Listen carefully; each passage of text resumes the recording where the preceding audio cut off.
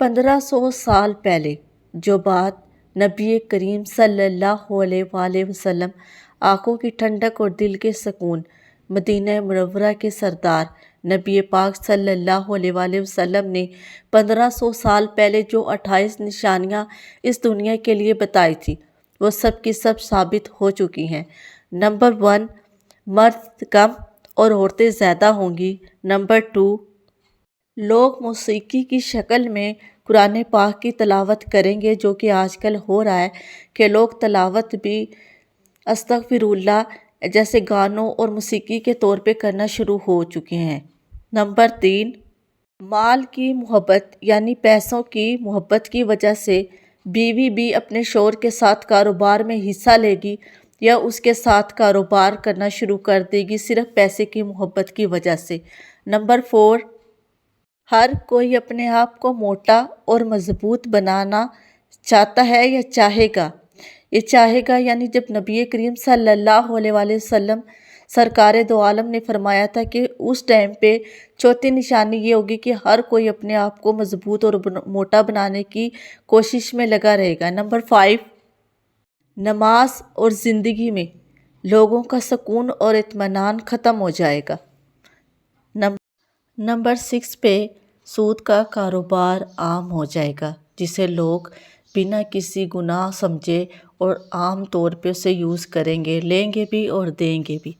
Number 7 पे आता है, मुनाफिक पैदा होंगे और आबादान में लोग इबादत करेंगे मुनाफ़कत और शोहरत पाने के लिए। नंबर 8 पे आता है, फितने बढ़ेंगे और दीनी इल्म में कमी आएगी, जो जैसा कि आजकल हमें सरेआम नज़र आ रहा है। नंबर 9 पे आता है, लोग कुरान मजीद को तनख्वाह का ज़रिया बनाएंगे, जैसा कि आजकल आपको हर जगह सोशल मीडिया पे नज़र आ रहा है कि लोग कहते हैं कि हमसे तालीम हासिल करो और पे यानी तनख्वाह हमें जो है वो दें। नंबर 10, झूठ आम हो जाएगा और लोग झूठ की गवाही देंगे, मतलब कि लोग झूठे की गवाही देंगे, जो जैसा कि आज सरेआम हमें नज़र आ रहा है।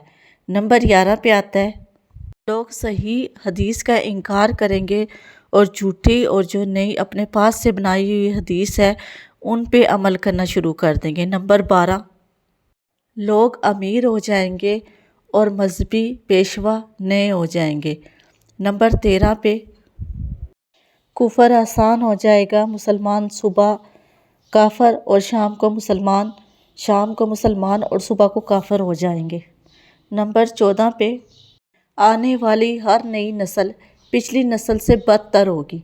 इसमें नबी करीम सल्लल्लाहु अलैहि वसल्लम फरमाते हैं कि आने वाली जितनी भी नई नस्लें होंगी वो पहले वाली नस्लों से बदतर यानी बुरी होंगी। जैसा कि हम सबको नज़र आ रहा है कि बड़ों की इज़्ज़त नहीं करते, माँ बाप की इज़्ज़त नहीं करते और कुफर आम है, हर चीज़ को सरेआम झूठ, ये सब कुछ आज सच हो रहा है जो नबी करीम सल्लल्लाहु अलैहि वसल्लम ने कहा था। नंबर 15 पे आता है, लोग इस्लाम पे चलने वालों को देखकर हैरान रह जाएंगे और वो नई चीज़ों को देखेंगे। नंबर 16 पे कत्लो गारत आम हो जाएंगे, कत्ल करने वाले और मकतूल दोनों को बिल्कुल किस भी इल्म नहीं होगा कि कत्ल करने वाले को ये इल्म नहीं होगा कि मैंने इसको मारा क्यों है और मकतूल को ये इल्म नहीं होगा कि मैं मारा क्यों गया हूँ। नंबर 17 पे आता है, काफिर मुसलमान पर गालिब आ जाएंगे, मुसलमानों की तादाद ज़्यादा होगी मगर वो ग़ुलाम होगी, क्योंकि वो दुनिया से प्यार करेंगे और मौत से डरेंगे। मुसलमानों की तादाद ज़्यादा होने के बावजूद भी वो काफरों के सामने चुप रहेंगे क्योंकि वो उनके ग़ुलाम होंगे। ये आज के दौर की बात है जो नबी करीम सल्लल्लाहु अलैहि वसल्लम ने 1500 साल पहले की गई थी। आज फ़लस्तीन के लिए हम सब मुसलमान चुप करके बैठे हैं, तो ये देख लें कि ये बात नबी करीम सल्लल्लाहु अलैहि वसल्लम ने 1500 साल पहले की थी, जो आज बिल्कुल सच साबित हुई है। नंबर 18 पे नबी करीम सल्लल्लाहु अलैहि वसल्लम ने क्या फरमाया था, मज़हब पे चलना और मज़हब पे अमल करना इस आग के तारकोल की तरह होगा जो कि छड़ी में फंसा हुआ होगा। नंबर 19 पे गुनाह करना इंतहाई आसान हो जाएगा اور گناہ کو گناہ قبول نہیں کیا جائے گا۔ نمبر 20 پہ نبی کریم صلی اللہ علیہ وسلم نے فرمایا کہ دنیا کے امیر ترین لوگ سب سے زیادہ کنجوس ہوں گے۔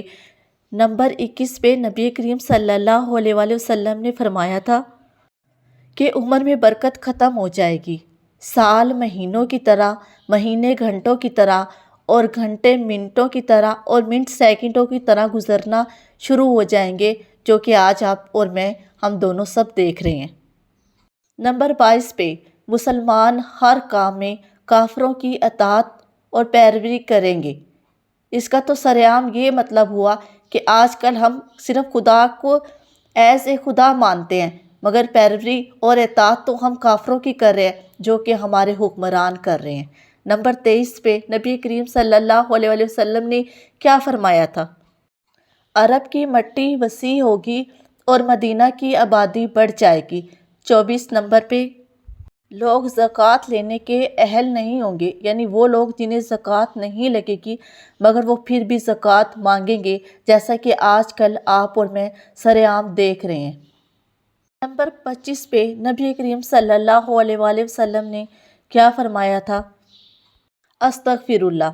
عورتیں سجتی ہوں گی مگر پھر بھی ننگی ہوں گی، یعنی انہوں نے جسم پہ اس طرح کا لباس زیب تن کیا ہوگا کہ یا تو وہ بہت شارٹ ہوگا یا جس میں جسم نمایاں ہونا شروع ہو جائے گا، یعنی وہ کپڑے پہنیں گی، سجے سوریں گی تو ہوں گی مگر وہ ننگی ہوں گی۔